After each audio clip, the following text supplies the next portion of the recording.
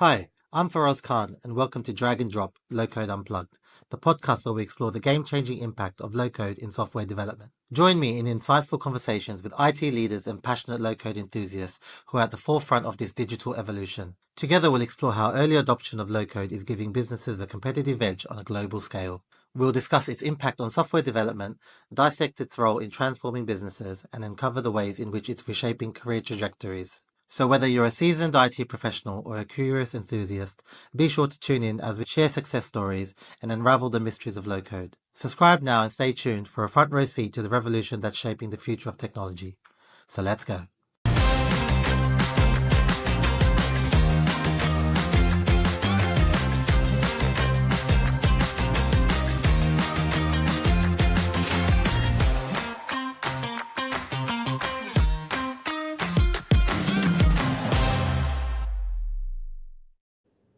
Hey Donald, how are you? Good. How are you? I'm good, thank you. Thank you for being a guest. It's a pleasure to have you on. I know we met probably 3 years ago, I think I asked you, and we've been Yep. kind of missing each other since. So we're finally here, which is great. So I think that, to be fair, I think the timing's really good for you to come on because I know you've got some really nice things to speak about. So I appreciate you, making the time to come on and be a guest. Of course. And thank you for having me. Excited to talk to you today. Amazing. Well, it'd be good to start with, for those who don't know you, a bit about your background, who you are, where you're from. Okay. So my name is Donald Sangweme. For the better half of the last decade, I've spent it turning complex business problems into elegant software. First as a developer, then as a tech lead, and most recently in the M&A space, helping enterprises adopt platform thinking so that they can ship faster without sacrificing quality. Alongside my corporate work, I recently founded the Fynn Foundation, a nonprofit that teaches underserved youth to build real world applications, kind of trying to prove the point that access and not talent is the biggest barrier to innovation. But I'll say in short, that's a little bit about me. Yeah, sure. And we'll touch on that in a bit more detail down the line, but it'd be good to kind of rewind back to kind of, where did your interest in technology start from, and what Yeah. kind of pushed you to pursue a career? Obviously I know that you're not originally from the US, you've moved over, so it'd be good to kind of understand a bit more of your true background of where you come from and kind of where that passion came from as well. For sure. So originally, I'm from Zimbabwe. I moved to the U.S. when I was 15, but I think as far as intro to technology, I've always been curious about how things work, and I found myself, always tinkering with things, trying to understand how things work. Once I moved here, right before college, it kind of turned into the apps that I was using and the user experience that I was facing, me trying to think through like how is this happening, and is this something that I can do myself, trying to better my experiences on certain applications. So right before college, I started playing around with coding. Started with HTML, kind of moved into CSS, and then started uh, coding using Java a little bit, and Mhm. then decided to pursue computer science in college because of that. So that's a little bit about how I got started. Starting off in college, kind of struggled a little bit. It was harder than I thought, only because Yeah, I thought I would hit the ground running and already start yeah. making applications. But for the first few classes, computer science related classes, it was mostly learning how to build things and learning how to solve problems. So I think the disconnect that I had initially was that I couldn't map it to actually creating something. Like I knew how to Yeah. different sorts. I knew how to traverse through a tree, but I didn't understand how that connected to real world applications at first. Yeah. Yeah. And how did you, when you obviously finished college, and you started your kind of professional career, how did you end up, working with OutSystems? heard of low code before that, or was it something you just applied for the job and then that's when you kind of got made aware of it? Got you. So it's actually a funny story how I got started in OutSystems, but um, I have an uncle who's currently an OutSystems developer in Belgium right now. Ah, But at the time, when I first got introduced to OutSystems, I was a sophomore in college. I was about to finish my second semester, my second semester of my sophomore year, and I got on a call with my uncle. He was based in South Africa at the time, and he told me that he had just gotten on a project and they were using OutSystems, and he was really excited about it. And he knew I was studying computer science, so he called me and we're talking about, the use cases that he was using it for, and he just encouraged me to look into it. I remember this was a Thursday night when we talked about it, and right after the call, I went on the internet and I started looking up OutSystems, and I saw that they had an office in Atlanta. During my yeah. sophomore year, I didn't have classes on Friday, so I talked to my roommate who was also doing computer science, and I convinced him. I said, "Hey, I found this platform that my uncle just told me about, and I saw that they have an office in Atlanta. Since we don't have class tomorrow, how about we wake up really early and we show up at their office and see if they can tell us a bit more about their platform?"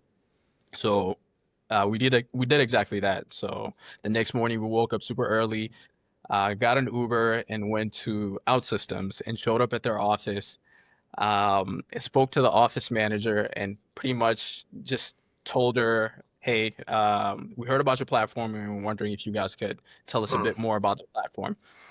Fortunately, the day that we went, they happened to be having a hack day where they were showcasing the platform Ah, to nice. develop, Great. which was crazy. But they invited us to sit in, and we were the two youngest people in there. I think I was 19 or 18, Yeah. and everybody else was a developer with 10 to 15 years of experience. And Uh, Scott Carabin was teaching the class at the time. And we sat in. I was a little nervous, a little intimidated because, all these developers mm. with 10, 15 Yeah, years of of course. exactly. So, um, what we stayed throughout the class. And what surprised me most is I was able to catch on to a lot of things. Remember when I said when I initially got to college and started Yeah. studying science, there was such a gap between making things into real things that can be applied in the real world, and what I was learning. But in this hack day, I started to connect the dots and it started to make a lot more sense. Like, oh, I see why this happens the way that it does, and I see how this turns into an application. Um, so I remember, raising my hand a lot, asking a lot of questions. And at the end of the class, I was really excited about, all the things that I could do with OutSystems. So I asked Scott if OutSystems was offering any internships in Atlanta, and he told me that they didn't have any uh, technical interns at Yeah. OutSystems US at the time. They had some social media interns, but it was Mm. in the Boston office, and in the Atlanta office, as Yeah. far as I know, never had a technical intern.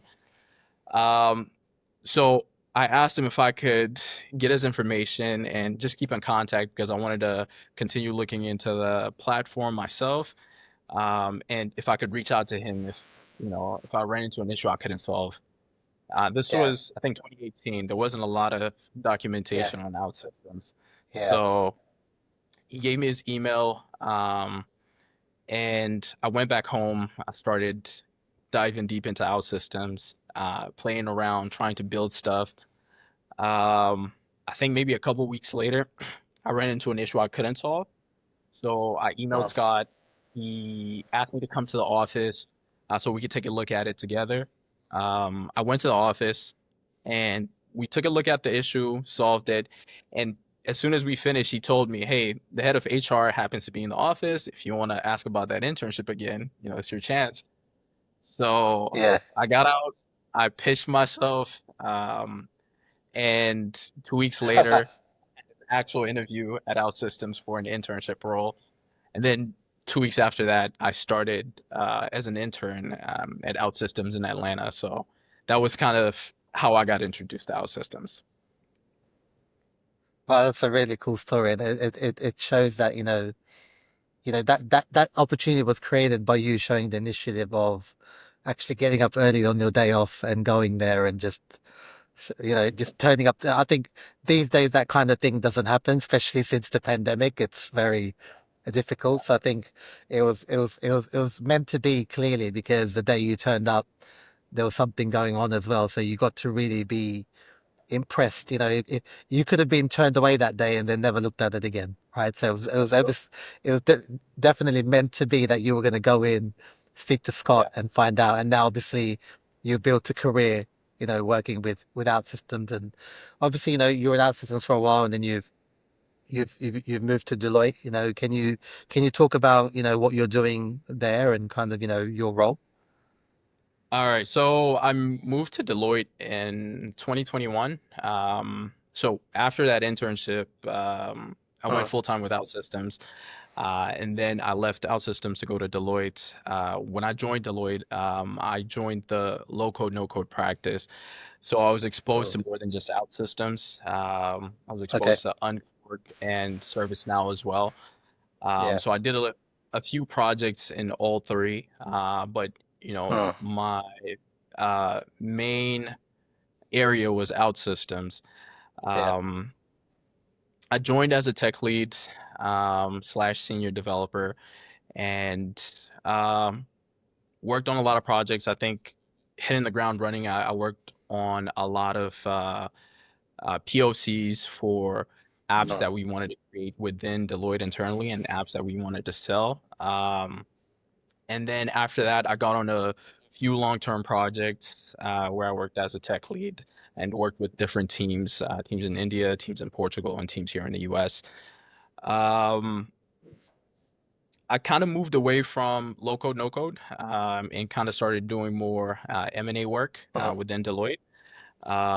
And that's currently the track that I've been on.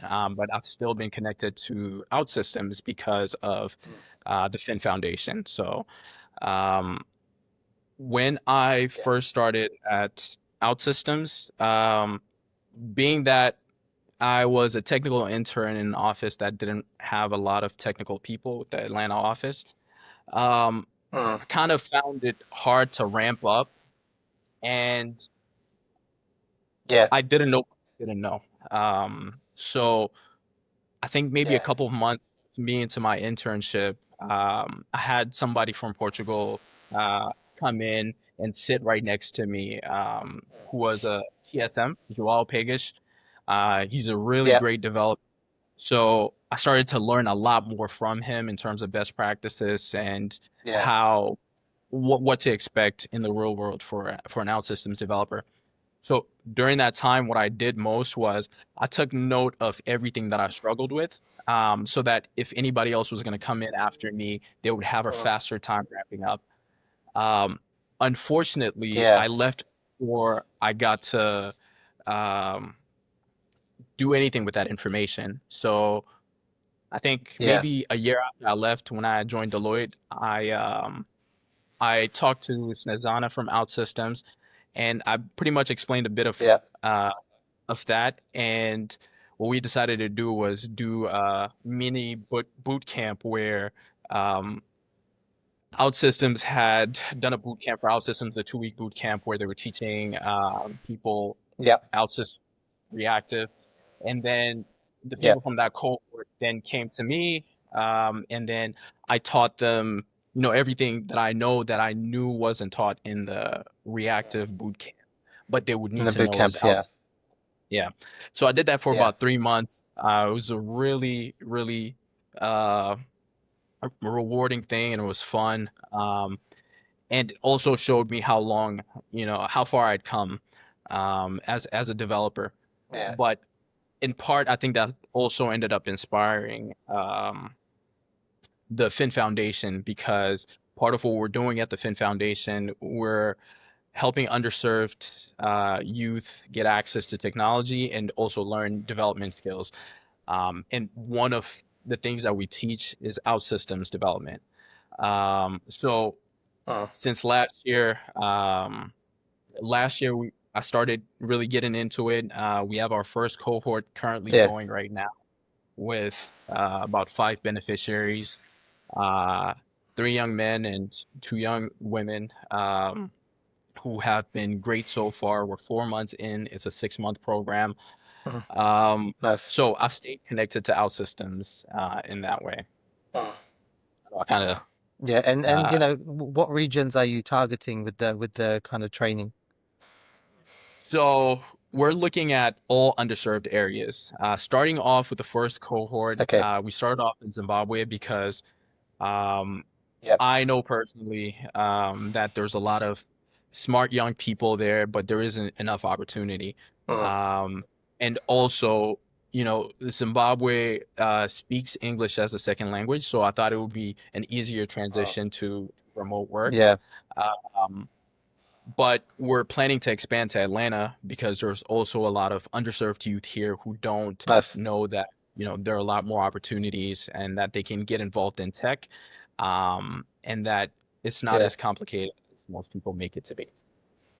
We're planning to expand to more places, but we're starting small. Right now, it's self-funded. So I've put Mm. up most of the money to start it. So that's including providing laptops, providing Wow. Wi-Fi, and right now we have an office in Zimbabwe, and some staff. We have one instructor, somebody I taught OutSystems a couple years ago, a friend of mine, and Nice. an operations manager, who's handling the day to day, and a chapter director for Zimbabwe. We also have a lot of people helping this side, that are on the board, and helping with, everything that has to do with the nonprofit. Um, but yeah, Yeah, that's really inspiring, and it's nice that you've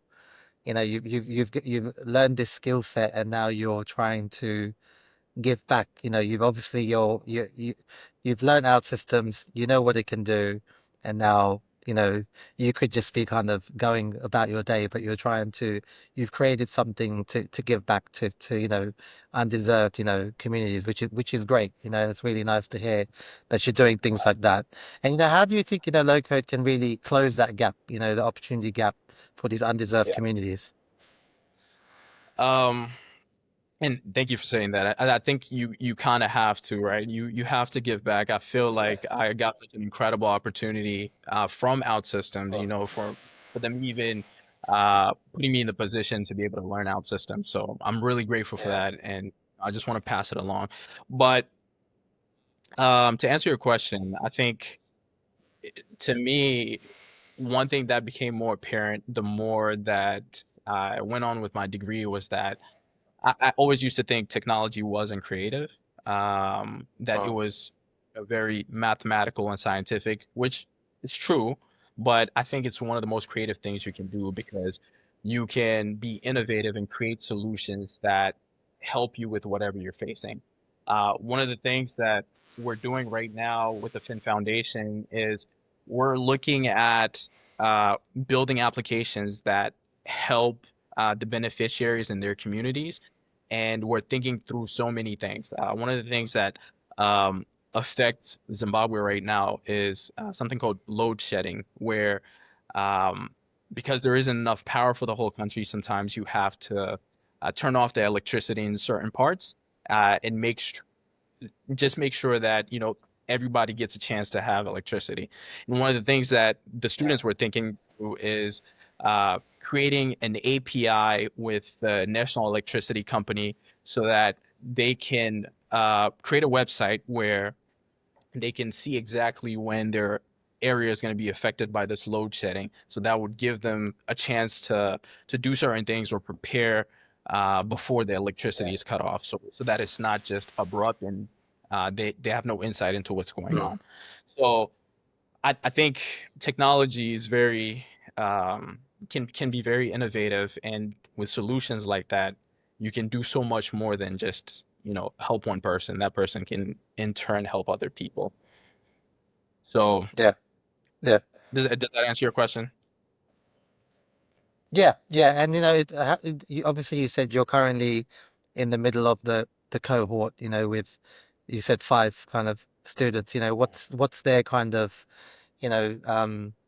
reaction and kind of, how are they finding the platform and what's the kind of feedback you're getting so far? Got you. So at first they were struggling a bit, but they're really Yeah. excited because Mm. they act kind of like me, where they a few of them already finished college, and a Yeah, few of them are still in college at this moment. But I think three of them did computer science or computer science related degrees, yeah, and they were saying that in college most of it was mostly theory, and they never had a chance to yeah, okay, make start to finish. yeah, And now we're only about 4 months in, and they've already built a lot of MVPs and POCs, and so they get to see that they can build things on their own. And some of them are already starting to work yeah, on personal projects because they get to take the yeah, laptops home. So yeah. I think they're really excited and looking forward to taking their certification exam, which should Yeah. be at That's amazing. And what's your kind of, obviously, it's a great thing you're doing. Like I said, what's your kind of end goal? What are you trying to achieve? Is this something you want to take to multiple areas, or for now you're going to focus on Zimbabwe and obviously Atlanta because you're there and you've kind of built, you've got a hub in Atlanta, you've got contacts in Zimbabwe. Is your goal to go beyond that? Yeah, absolutely. I think the main thing is I want to do the work without disrupting what's already going on. I want to make Yeah, sure that it's something that's actually really needed if we do expand to other places. I know for a fact because I've lived in Zimbabwe and I have contacts there, and I live in Atlanta right now. I know that these two places really, really need that. Um, so the plan is, in the future to start going to different places, exploring them, and hopefully as we grow, more people kind of reach out to yeah, us and let us know, hey, we would love to have something like this in our city or yeah, in our country, and I can expand more and more. Um, I think, starting off right now, starting with the five, it was really good because we're learning so much. Um, yeah, and we know what to do with the next cohort so that, yeah, they get the information and they take it in better. Um, and we're just trying to be as efficient as possible. And I'm mm, approaching this nonprofit with the same mindset that I've approached a lot of the projects that I've worked on. And so we're intaking a lot of data, one on the students, and mm, then two on the work that we're doing, so that we can analyze that data as time goes on, and we can find out what our bottlenecks are and yeah. where we can make our process more efficient. Yeah, yeah. And I guess the more you do, the better you'll get, right? It's all about kind of trial and error and doing things. You're never going to get it right on the very first go, right? So this first five gives you a chance to kind of go through it, kind of iron out the kind of things that may be kind of, small teething things and really kind of work out a program that you can scale in the future. Absolutely. And shifting to, you know, out systems in itself and you've obviously, like you said, been involved in several projects, for OutSystems with Deloitte and OutSystems. What do you think, from your conversations or things you may have heard, are some kind of, misconceptions about OutSystems and low code platforms in general, which are still kind of going around today, which actually are not true? Got you. Well, it's quite a few, but um, I think one of the most common one is like low code is just for MVPs or prototypes, right? I think people don't understand how robust these platforms have become, and um, how I think for the most part they're driving a lot of the business that happens today. You look at the U.S. landscape. You see low code being used in government contracts. You see low code being used Mm. with a lot of Fortune 500 companies. So I'd say probably that's one of the biggest misconceptions. And also, that low code is just drag and drop. It's not. Yeah. It actually um, can be very, very complicated software. Um, I think the way that I look at low code, I just look at it as a multiplier. I think of low Yeah. code the same way. I think because I learned so much about OutSystems while I was still in school, I was able to draw a lot of parallels with low code, with Yeah. uh, what was going on with the stuff that I was learning. For example, when I was doing my computer organization class, where we were talking about machine learning, sorry, machine language and assembly, Yeah. and how those evolved over time to be higher level languages like Java and C Sharp. I Yeah. think low code just sits on top of that, where um, you're abstracting certain information so that you have more speed and you can multiply your output. Yeah.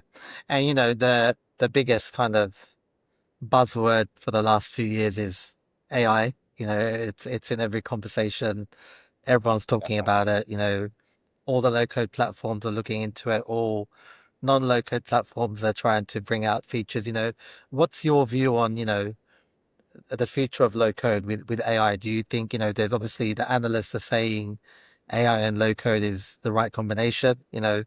I'm interested to know kind of your view, where you see things heading. Yeah, I mean, similar to what I just said, I think that pairing is going to be another multiplier to low code. You're going to be able to do things a lot faster.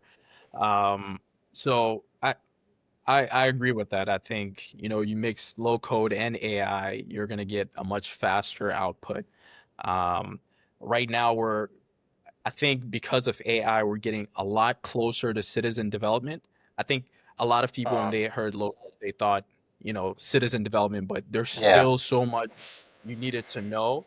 yeah, But with the help of AI, I can truly see citizen developers within the low code space. So I yeah. think it'll definitely be a multiplier for sure. Yeah, yeah. And OutSystems released Mentor last year, back in have you had a chance to look at it? Have you, what's your kind of No, views on it? And you haven't no, seen much of yeah. it? So I haven't seen much of it. I think Mm. most I haven't seen much of Mentor. I did do a little bit of AI Mentor, which is basically architecture Yeah, dashboard. yeah, Um, but um, I mean, it's great that it shows you exactly what's going on with your application, yeah. what you can look out for, and gives you suggestions for best practices. Would have been really great when I first started, but it's great. But yeah, outside of that, I don't think I've had as much experience with Mentor. Yeah, Yeah, yeah. And since you started kind of working with OutSystems, there's releases every year, right? Big releases, smaller releases. Was there any releases in the time that you were working with the platform that, for you personally, you thought, oh wow, this is game changing. It's gonna be better for me, for my job, or it's gonna allow yeah, me to kind of solve this problem much better. yeah. I think during my time, um, I first started OutSystems on OutSystems, traditional OutSystems, so traditional web, Yeah. and going from that to reactive was a pretty big jump for me. But Hmm. I think it made my life easier as a developer, and it made me understand more about um, client side versus server side, and I think it was an amazing transition from traditional web to reactive. I think to me that was the biggest jump that I noticed because I was really deep Yeah. in out system at the time, and so yeah. Yeah. And has there been anything that the platform hasn't offered, that you'd like to see in the future? That's a good question. Um,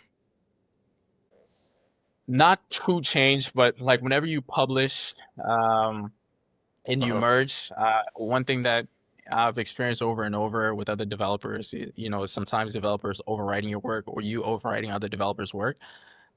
So I guess maybe better branching in the future would be ideal for a lot of developers. Otherwise, I think they've been doing a pretty good job of implementing things as OutSystems grows. Um, so right now, nothing really comes to mind outside of that. Yeah, yeah, yeah.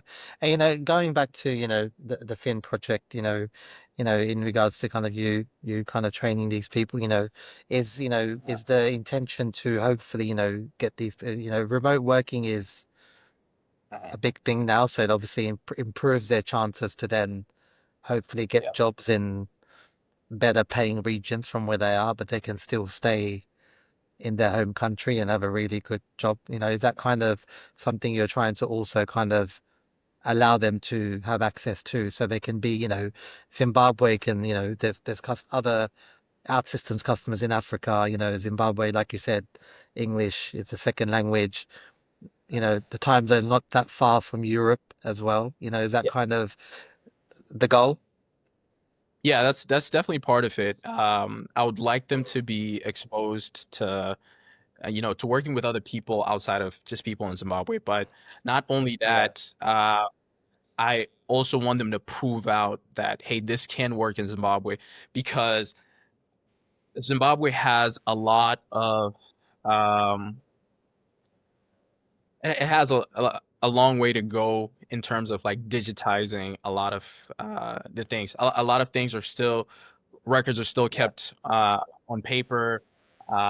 There's a lot Wow. of processes that can be made simpler by adding technology, and I feel like OutSystems would really thrive um, in Zimbabwe and in helping with digitizing everything.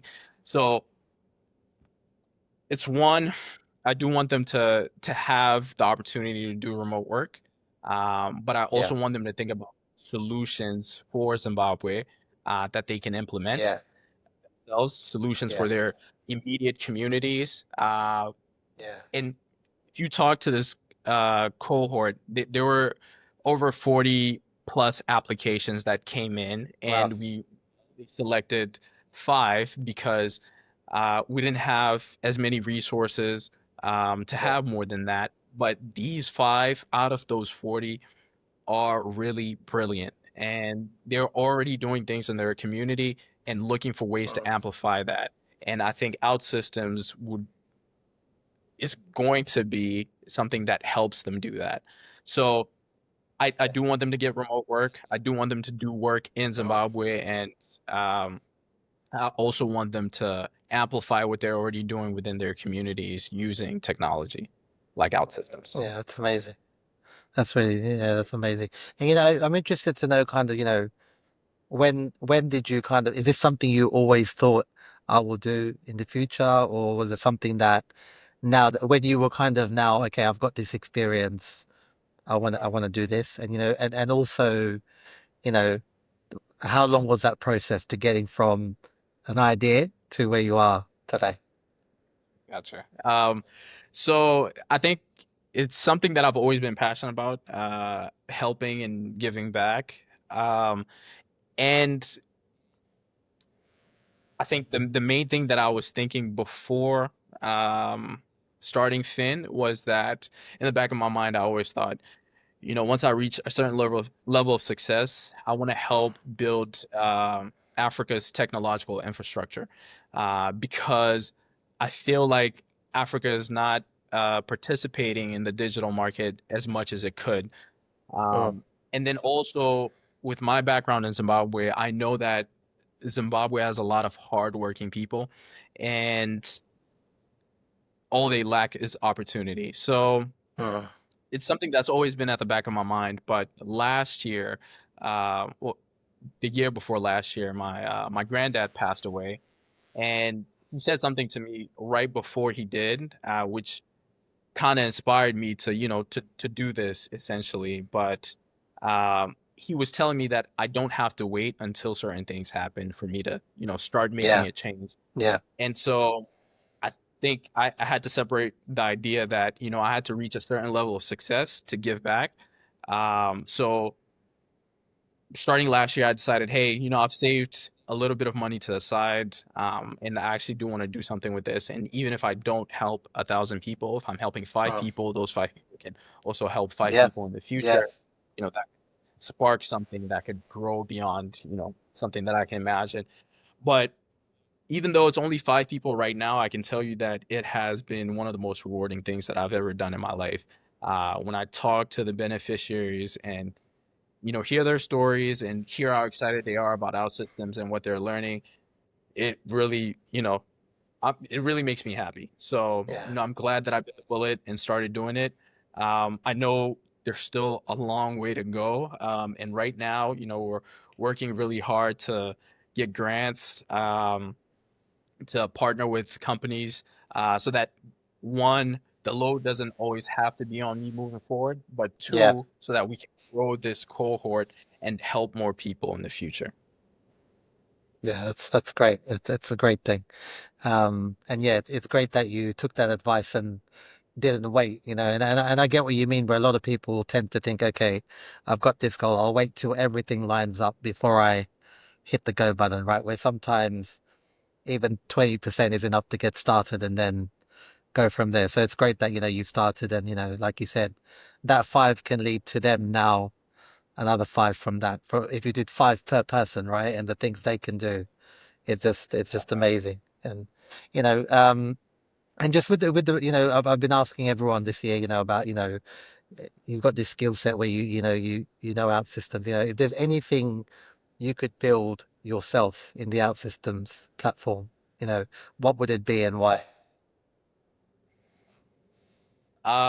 Well, so technically, don't really have to ask because there is something that that Okay, I'm great. building. But one of the things that, before starting the nonprofit, that I kept thinking about was how there's a lack of transparency with a lot of nonprofits, so people never really know what's going on. So right now we're actually working on building something that masks some of our banking information, but it displays all our expenses and it breaks it down in a way that everybody can understand exactly what's going on. And we're planning on launching that on our website in the future, so that anybody who comes to the website, they can see exactly what's going on. And there's a level of transparency there that Yeah, inspires people to want to give more, or at least have them be part of the journey. yeah, that's Yeah. that's really good. Yeah, because I think most people who go through these things, they think, okay, most of it's gone in administration fees, and how much is actually making it, right? So that's great that you're being open and transparent. So it's great that you're actually already doing something with it rather than kind of if you could, which is really good. Thank you. And finally, there's still many skeptics of low code today. What would be your message to the people who are still skeptical of low code? Similar to what I said earlier, I think software has always been about abstraction. And you can't you can't fight that. So you have to adopt it and let it help you, be a better developer. Just like what's going to happen with AI, you know you can't say I'm not going to use AI to help me develop. Yeah, You're going to get left behind. So it's the same thing with low code. I think you have to embrace low code, you have to embrace AI, and you have to let all those things make you a better developer. One of the things that happened, I think, for me, that helped me a lot with, OutSystems, was that because I didn't necessarily always have to focus on the syntax, it allowed me to yeah. become a better developer. I had to have a full picture of what was going on. So I also started looking into the architecture of the things that I was building. I started looking into, uh, you know, I started looking into the application as a whole, as opposed to just features that I was building. And I feel like I was only really able to do that because I was using low code and I had the bandwidth to do that. Um, so yeah, that's what And I do would you, say do you about. agree low code allows a developer to be a lot more rounded, a lot more, there's a lot more than just, a traditional developer. They're great, and the things they can do is great. But do you feel a low code developer actually just there's so much more to it than just the development side? Absolutely. I think there's tighter feedback. I think you almost kind of have to be a UI UX developer in Yeah. parts. You're doing so many things in low code that yeah, I definitely agree with that statement. It makes you a better whole developer. Yeah. Yeah.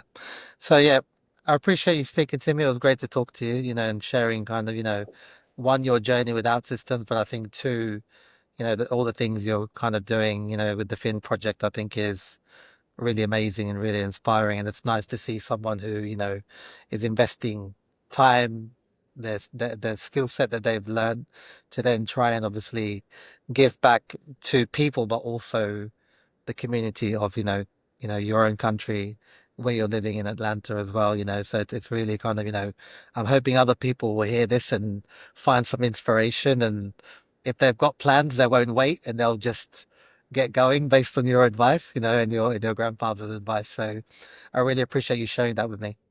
Yeah, thank you for having me. It's really great talking and telling you a bit about some of the stuff that I was working on. So I really appreciate the opportunity and for you having me on here. Yeah, and I think it'd be good to speak again in the future, definitely, to see how things have evolved. When you've kind of done more things and you can share more about how it's gone, and really kind of, I think those type of things should be shared more than once Yeah, to kind of like I said, create awareness and get other people involved. So let's keep in touch and definitely do it again in the future. I'd love that. And if you're open to it, maybe you could have, one of the cohort members speak to some of the work that, Yeah, uh, we've been yeah, doing with definitely. Fynn. Um, and, Yeah. also before I drop, I'd like to give a special shout out to Snezana, who um, has been also helping with Fynn Foundation. And OutSystems in general. So thank you. To mention Snake, when I spoke to you, I spoke to her the week after when I asked you to come on the podcast. And she said, I know someone great you should interview. And when she explained, she didn't say your name, she explained what you were doing. And obviously, I already knew what you were doing. So it was perfect timing. So I'm glad we were able to do this. For sure. For sure. I'm glad we're able to Great. do it too. Thanks, All Donald. right. Let's keep in touch and thank you. Will do. Thanks.